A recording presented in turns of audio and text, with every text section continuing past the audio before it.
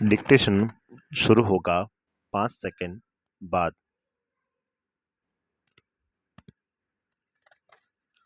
भारतीय गायिकाओं में बेजोड़ लता मंगेशकर। बरसों पहले की बात है विराम। मैं बीमार था विराम। उस बीमारी में एक दिन मैंने सहज ही रेडियो लगाया और अचानक एक अद्वितीय स्वर मेरे कानों में पड़ा विराम। स्वर सुनते ही मैंने अनुभव किया कि यह स्वर कुछ विशेष है, रोज का नहीं विराम। यह स्वर सीधे मेरे कलेजे से जा भिड़ा विराम। मैं तो हैरान हो गया विराम। मुझे समझ में नहीं आ रहा था कि यह स्वर किसका है विराम। मैं तन्मयता से सुनता ही रहा विराम। गाना समाप्त होते ही गायिका का नाम घोषित किया गया, लता मंगेशकर विराम। नाम सुनते ही मैं चकित हो गया विराम। मन ही मन एक संगति पाने का भी अनुभव हुआ विराम। सुप्रसिद्ध गायक दीनानाथ मंगेशकर की अजब गायकी एक दूसरा स्वरूप लिए उन्हीं की बेटी की कोमल आवाज में सुनने का अनुभव हुआ विराम। पैरा। मुझे लगता है बरसात के भी पहले के किसी चित्रपट का वह कोई गाना था विराम।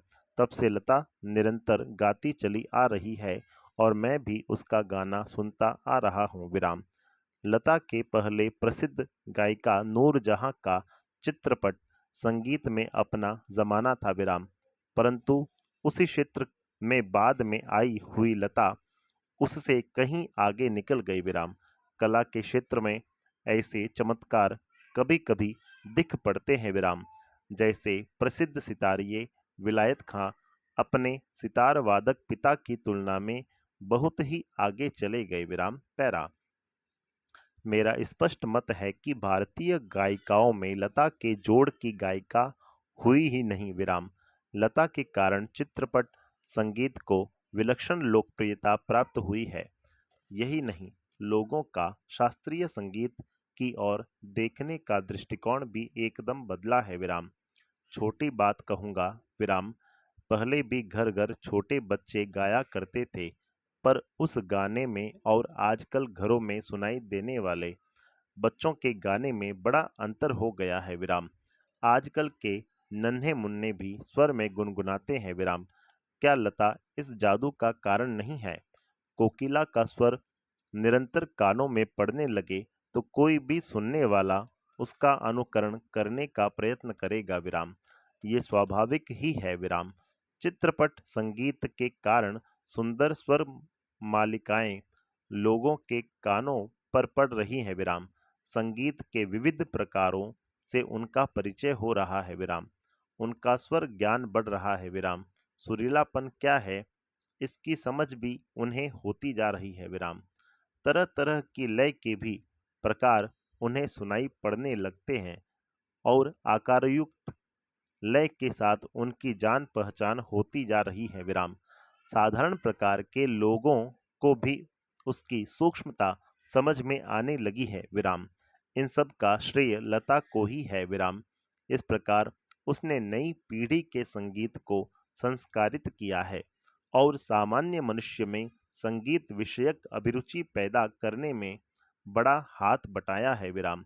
संगीत की लोकप्रियता, उसका प्रसार और अभिरुचि के विकास का श्रेय लता को ही देना पड़ेगा। पैरा। सामान्य श्रोता को अगर आज लता की ध्वनि मुद्रिका और शास्त्रीय गायकी की ध्वनि मुद्रिका सुनाई जाए तो वह लता की ध्वनि मुद्रिका ही पसंद करेगा विराम। गाना कौन से राग में गाया गया और ताल कौन सा था, यह शास्त्रीय ब्यौरा इस आदमी को सहसा मालूम नहीं रहता विराम। उसे इससे कोई मतलब नहीं कि राग मालकोस था और ताल त्रिताल विराम। उसे तो चाहिए वह मिठास जो उसे मस्त कर दे, जिसका वह अनुभव कर सके, और यह स्वाभाविक ही है विराम। क्योंकि जिस प्रकार मनुष्यता हो तो वह मनुष्य है, वैसे ही गानपन हो तो वह संगीत है विराम। और लता का कोई भी गाना लीजिए तो उसमें 100% यह गानपन मौजूद मिलेगा विराम। पैरा। लता की लोकप्रियता का मुख्य मर्म यह गानपन ही है विराम। लता के गाने की एक और विशेषता है उसके स्वरों की निर्मलता विराम।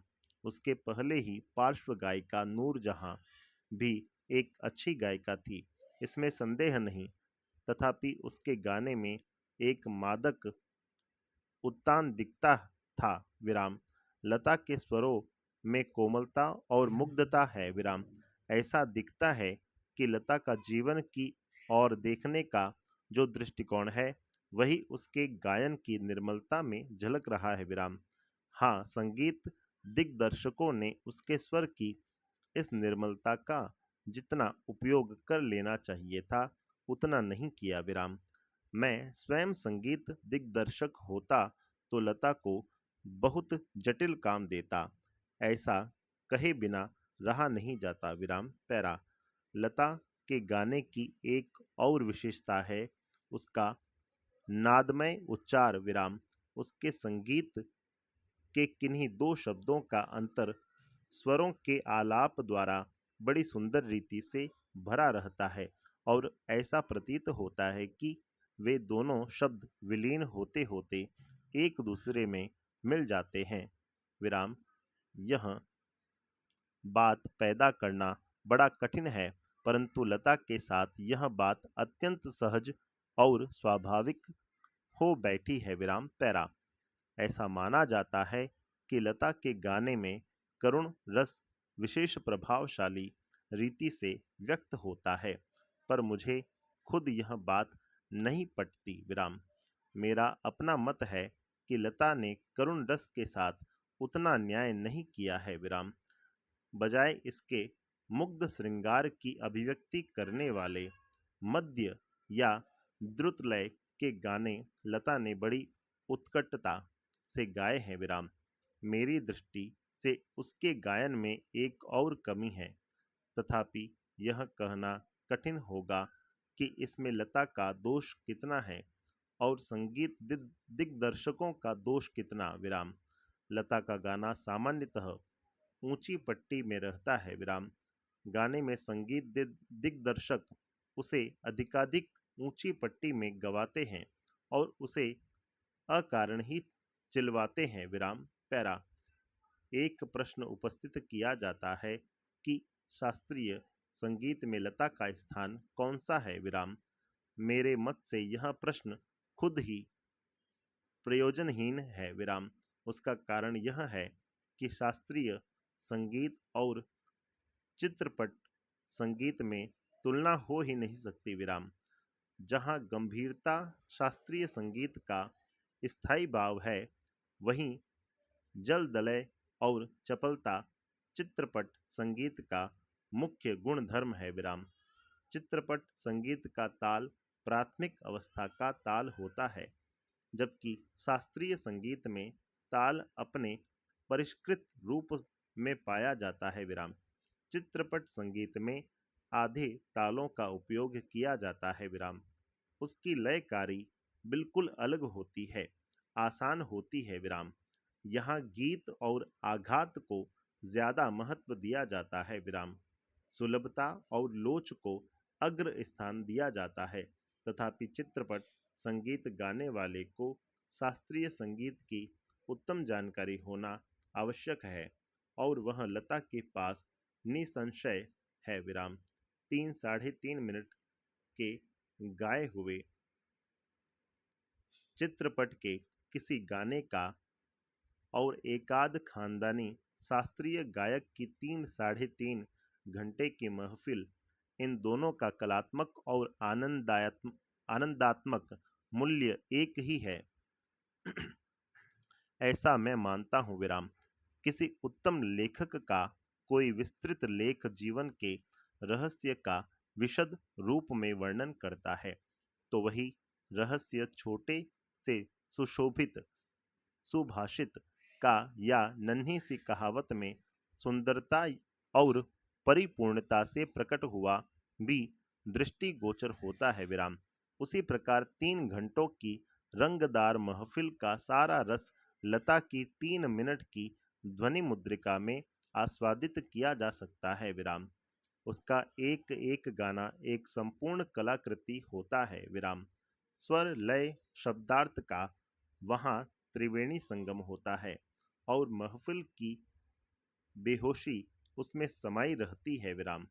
वैसे देखा जाए तो शास्त्रीय संगीत क्या और चित्रपट संगीत क्या, अंत में रसिक को आनंद देने की सामर्थ्य किस गाने में कितना है, इस पर उसका महत्व ठहराना उचित है। विराम। मैं तो कहूँगा कि शास्त्रीय संगीत भी रंजक का न हो तो बिल्कुल ही नीरस ठहरेगा। विराम। अनाकर्षक प्रतीत होगा और उसमें कुछ कमी सी प्रतीत होगी। विराम। गाने में जो गानपन प्राप्त होता है वह केवल शास्त्रीय बैठक के पक्केपन की वजह से, ताल सुर के निर्दोष ज्ञान के कारण नहीं। विराम। गाने की सारी मिठास, सारी ताकत उसकी रंजकता पर मुख्यतः अवलंबित रहती है और रंजकता का मर्म रसिक वर्ग के समक्ष कैसे प्रस्तुत किया जाए, किस रीति से उसकी बैठक बुलाई जाए, बिठाई जाए और श्रोताओं से कैसे सुसंवाद साधा जाए, इसमें समाविष्ट है। विराम। किसी मनुष्य का अस्थिपंजर और एक प्रतिभाशाली कलाकार द्वारा उसी मनुष्य का तैलचित्र, इन दोनों में जो अंतर होगा वही गायन के शास्त्रीय ज्ञान और उसकी स्वरों द्वारा की गई सुसंगत अभिव्यक्ति में होगा। विराम। पैरा। संगीत के क्षेत्र में लता का स्थान अव्वल दर्जे के खानदानी गायक के समान ही मानना पड़ेगा। विराम। क्या लता 3 घंटों की महफिल जमा सकती है? ऐसा संशय व्यक्त करने वालों से मुझे भी एक प्रश्न पूछना है। क्या कोई पहली श्रेणी का गायक 3 मिनट की अवधि में चित्रपट का कोई गाना उसकी इतनी कुशलता और रसोत्कटता से गा सकेगा? नहीं। यही उस प्रश्न का उत्तर उन्हें देना पड़ेगा। खानदानी गवैयों का ऐसा भी दावा है कि चित्रपट संगीत के कारण लोगों की अभिरुचि बिगड़ गई है। विराम। चित्रपट संगीत ने लोगों के कान बिगाड़ दिए, ऐसा आरोप लगाया जाता है। विराम।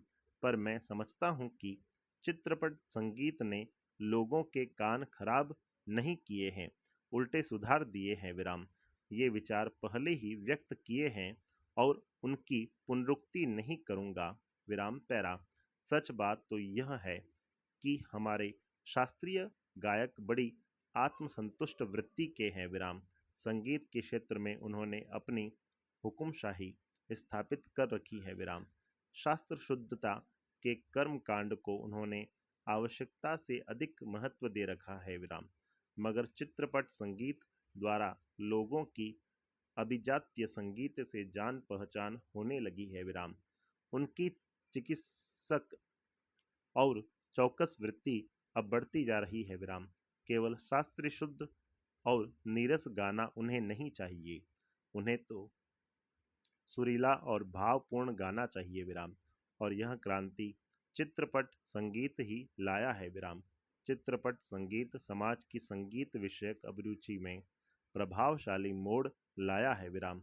चित्रपट संगीत की लाभ लचकदारी उसका एक और सामर्थ्य है, ऐसा मुझे लगता है। विराम। उस संगीत की मान्यताएं, मर्यादाएं, झंझटें सब कुछ निराली हैं। विराम।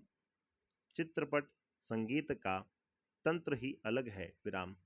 यहाँ नव निर्मित की बहुत गुंजाइश है। विराम। जैसा शास्त्रीय रागदारी का चित्रपट संगीत दिग्दर्शकों ने उपयोग किया, उसी प्रकार राजस्थानी, पंजाबी, बंगाली प्रदेश के लोकगीतों के भंडार को भी उन्होंने खूब लूटा है। यह हमारे ध्यान में रहना चाहिए। विराम।